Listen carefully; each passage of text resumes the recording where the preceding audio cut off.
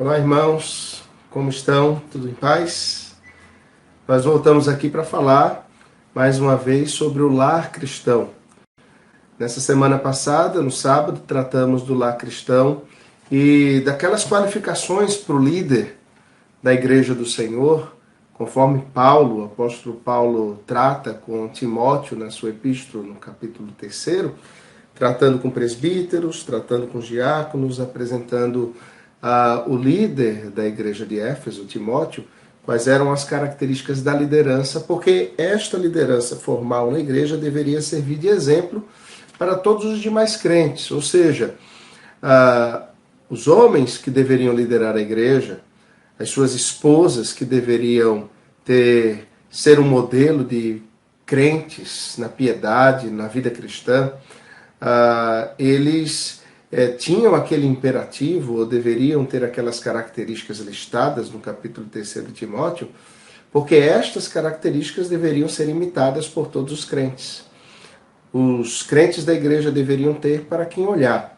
Eles precisariam ter os seus líderes como os modelos daqueles que imitam a Cristo e que são também dignos de serem imitados. Quando tratamos do lar cristão, nós tratamos dos líderes que são colocados por Deus na família a fim de formar o caráter de Cristo, de formar no coração de uma geração que é o mundo e que liderará a igreja do Senhor como servos do Senhor, aos pés do Senhor e da sua santa palavra. Portanto, como pais, mães, maridos, esposas, filhos, como irmãos, nós precisamos seguir essas características apresentadas na palavra de Deus. Buscá-las, pois elas são características dos servos do Senhor. E uma das características que é colocada ali é que nós devemos governar bem a nossa casa. Os maridos devem governar bem a casa, e isso se faz no seu tríplice ofício como reis, profetas e sacerdotes. As suas esposas devem governar bem a sua casa, quando elas edificam o seu lar como mulheres sábias, como companheiras idôneas e fiéis. Os filhos, eles têm a sua função e o seu papel quando são obedientes aos pais como ao Senhor. E os pais, quando governam seus filhos na lei do Senhor, no temor do Senhor. Aí está toda a característica da lei de Deus para a vida cristã. Mas tudo isso só é possível, irmãos, ser vivenciado sob um aspecto que todos nós devemos nos lembrar e sobre o qual estamos vivendo, que é o pacto, a aliança de Deus com o seu povo, a aliança do Senhor com aqueles que ele remiu em Cristo. Uma aliança que nos coloca como seus filhos, que coloca o Senhor como nosso Deus e nosso Rei e nosso Pai, aquele que provê ao seu povo toda a sorte de bênçãos, que sustenta o seu povo e que guarda este povo da aliança, que obedece o pacto, as cláusulas estabelecidas nessa aliança e que, portanto, recebem também as bênçãos de Deus nessa aliança. Um fato importante de nos lembrarmos é que não há na história da redenção quem tenha seguido, obedecido o pacto de forma plena, a não ser o nosso Senhor Jesus.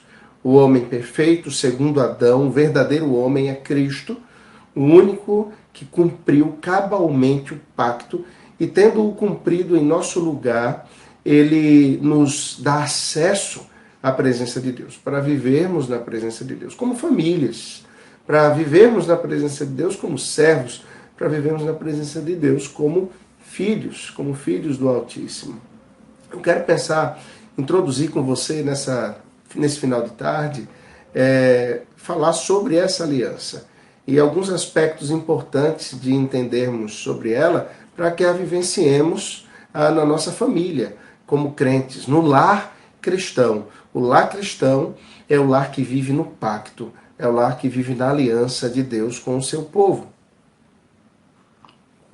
Levíticos capítulo 26, no verso 12, nos traz uma afirmação preciosa. O Senhor diz assim no capítulo 26, verso 12: Andarei entre vós e serei o vosso Deus, e vós sereis o meu povo. Veja que afirmação. O Senhor quer andar no meio do seu povo, o Senhor quer ser o Deus do seu povo, e o Senhor quer que esse povo seja propriedade sua. Isso se cumpriu. Deus, ele está entre nós, não apenas entre nós, Deus está em nós. Quando Cristo é assunto aos céus, e na realidade esse inclusive é o texto que trataremos no culto doméstico, que já foi tratado por muitos de vocês no culto doméstico de hoje, em Atos capítulo 1, a ascensão de Cristo aos céus e a promessa de que o Consolador viria e a ordem que Cristo dá aos santos de que permaneçam em Jerusalém, esperando que poder viesse sobre eles, o Espírito Santo. Deus conosco, Deus em nós, o Espírito Santo de Deus habita em nós, de maneira que nós somos o seu povo. E ele se move em nós, ele está no nosso meio. Isso é algo do pacto, é algo da aliança. Mas também em Deuteronômio, no capítulo 7, no verso 9, nós lemos a palavra de Deus que diz assim: saberás, pois, que o Senhor teu Deus é Deus, o Deus fiel que guarda a aliança e a misericórdia até 1000 gerações aos que o amam e cumprem os seus mandamentos. Deuteronômio capítulo 7, no verso 9. Veja o que o Senhor diz. Nós precisamos saber que o nosso Deus é o nosso Deus. Primeira coisa, há uma relação de propriedade nisso. Nós somos dele e ele é nosso. Ele se faz conhecido de nós. É como quando temos filhos e nós dizemos é o meu filho, ou quando temos uma esposa e dizemos é a minha esposa, ou a esposa diz é o meu marido, e nós dizemos são os meus pais. Essa relação, mesmo nos relacionamentos pessoais que envolvem uma propriedade entre nós, se saem dessa relação humana, porque são na realidade, na relação humana, um reflexo dessa relação com Deus. Nós somos do nosso Deus como povo, e o nosso Deus é o nosso Deus. Ele quer ser conhecido assim. Mas também nós devemos conhecê-lo como o Deus que é fiel, que não falha, o Deus que não tarda, o Deus que cumpre as suas promessas, o Deus que não mente jamais, em quem não há sombra de variação. E nessa fidelidade, o capítulo 7 de Deuteronômio, no verso 9, diz que ele guarda, ou seja, ele observa, ele tem em alta conta, ele coloca num lugar altíssimo essa aliança, e ele observa também, ele tem em alta conta uma misericórdia que ele pratica a 1000 gerações daqueles que amam e cumprem os seus mandamentos. Os mandamentos do Senhor não são apenas os 10 mandamentos, ou Deuteronômio, ou o Antigo Testamento. Os mandamentos do Senhor é a lei de Deus, é o Evangelho, é a palavra de Deus. O salmista dizia, o salmista Davi, que amava a lei do Senhor. Ó, quanto amo a tua lei, Senhor. Ele dizia que o coração dele se apegava à lei do Senhor. Ele dizia que a lei do Senhor era tão importante para ele que ele aguardava no seu coração. Veja o termo, guardar. O texto de Deuteronômio diz que o Senhor guarda. O salmista diz que ele guarda a lei de Deus no seu coração para não pecar contra o Senhor. A aliança tem dessas coisas. Nós imitamos a Deus na ação dele. Ele age e nós o imitamos. Nós queremos ser como o nosso Deus. Por isso o apóstolo Paulo fala tanto: sede meus imitadores como eu sou de Cristo. Isso é uma relação pactual. Sede imitadores de Deus como filhos amados, porque nos relacionamos com Ele e queremos ser como Ele. A aliança do Senhor, irmãos, portanto, é uma questão de identidade. Ela nos identifica. A aliança do Senhor diz como é a nossa família. A aliança com o Senhor diz como nós agimos. A aliança do Senhor diz como nós gastamos os nossos recursos, o tempo que nós dormimos, o que nós assistimos, como nós nos divertimos, como nós passamos o nosso tempo. A aliança do Senhor diz como nós vivemos nesse mundo. Ela define como os nossos filhos são criados, aonde eles estudam, qual a profissão eles terão. Perguntas como: quem sou eu? De onde eu vim? Para onde eu vou? Qual é o sentido da minha vida? Essas perguntas são respondidas diante de Deus no pacto. Eu sou filho do Deus Altíssimo, remido nele. Eu vim de Deus, fui criado por ele, para a glória dele. Eu vou para o lar celestial, pois Cristo foi para lá preparar lugar para mim. O sentido da vida é viver na presença de Deus, para a glória de Deus, e exaltá-lo com todas as minhas forças, e viver diante do meu próximo, amando-o como a mim mesmo. Essa realidade da vida, esse sentido da vida, deve ser vivenciado na prática, naquilo que fazemos, na maneira como agimos, a partir do nosso lar. Nós devemos expressar isso às nossas esposas para nós homens, nós pais aos nossos filhos, os filhos para nós como irmãos devemos expressar isso. Devemos expressar quem somos, de onde viemos, para onde vamos, qual o sentido da vida. O mundo hoje está em polvorosa e essas são perguntas que precisam ser respondidas. A nossa família é o lugar onde as respostas estão firmadas. Porque a nossa família é a família da fé, é a família da aliança. Você recebeu no sábado, eu passei nos grupos um texto, justamente com esse nome, o Lar Cristão, e lá eu coloquei em caixa alta, bem expresso um pensamento sobre isso, sobre o viver na aliança do Senhor, sobre o pacto do Senhor. Me permita lê-lo com você. A partir do entendimento que temos da aliança de Deus com o seu povo, fazemos a leitura dos acontecimentos do mundo, nas nações que o compõem e na sua história, mas também dos eventos da nossa vida, família e igreja. Percebemos que o Senhor Deus tem em sua santa providência dirigido todas as coisas segundo o conselho de sua vontade, para a sua própria glória e para o bem do seu povo. Por causa, irmãos, da aliança do Senhor conosco, seu povo, nós temos uma leitura do mundo, firmada nessa aliança, firmada na palavra que o Senhor nos deu por causa da sua aliança, a palavra de Deus, a Bíblia Sagrada.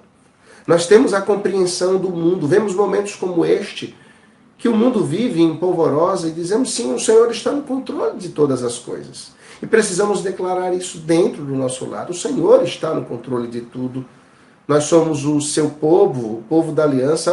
Ao assistirmos o noticiário, ao vermos as coisas, nós dizemos, louvado seja o Senhor, bendito seja o seu nome.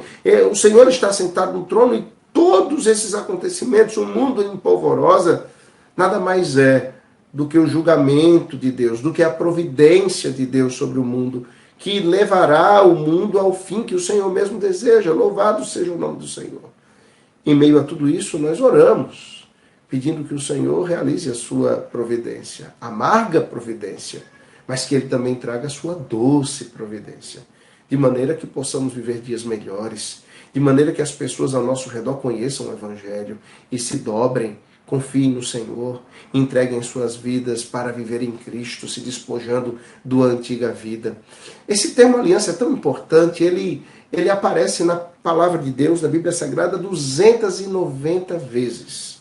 Aliança ou pacto, um termo que se repete 290 vezes. Um judeu diz que quando um termo ele se repete 3 vezes, ele é um termo muito importante. Imagine um termo que se repete 290 vezes. Ele é extremamente importante. Pacto, aliança. Esse é o fundamento da nossa vida com Deus. Esse é o fundamento da nossa existência. Nós precisamos avaliar isso. A nossa vida se dá diante de Deus num pacto com o Senhor para a glória do Senhor e para o bem daqueles que estão ao nosso redor. E isso nos leva a vivermos numa expectativa. A expectativa da aliança da consumação. Que é isso? É que em Cristo em breve virá. E tudo será consumado nele, para a glória dele. A aliança de Deus conosco, seu povo, deve, irmãos, ordenar os nossos pensamentos. Deve ordenar os nossos sentimentos. Deve colocar em ordem todas as nossas emoções. A aliança com o Senhor orienta a vida do seu povo, orienta as nossas atitudes. Desde a educação que temos, a forma como agimos, o controle dos nossos medos, a maneira como nos portamos, a maneira como vivemos nos dias que o Senhor nos dá na terra. Nós estamos vivendo em casa, na aliança com o Senhor. Que a aliança, o pacto de Deus seja vivido na sua vida, na vida da sua família. Leia a palavra de Deus. Busque o Senhor da palavra. Viva diante do Rei, o Senhor da glória. O seu Deus é o seu Rei. O Senhor é o meu Rei. E Ele é o Deus do pacto. Que o Senhor Deus te abençoe, que o Senhor Deus te guie, que Ele te dirija em todas as coisas, para a própria glória dEle, para o louvor dEle, e você seja abençoado com a sua família, no seu culto doméstico, no pacto. Só o povo da aliança, só o povo do pacto faz um culto particular, doméstico diante do Senhor. E é recebido pelo Senhor na sua presença. Que Deus te abençoe e te encha da sua graça e do seu poder. Amém.